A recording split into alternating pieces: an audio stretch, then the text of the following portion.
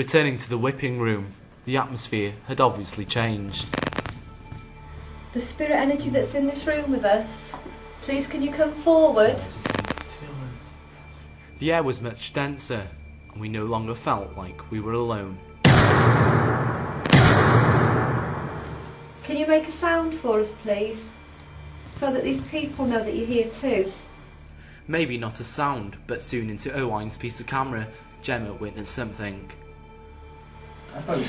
We've just come back into the whipping room now. I've been taking pictures earlier, and I've got some orbs on the camera.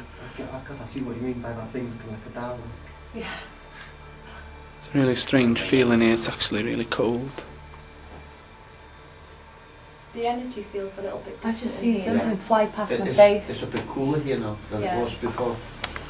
I've just seen an orb or something go past my face. What to colour the was left it? side, like just like a plain white sort of. Right, okay.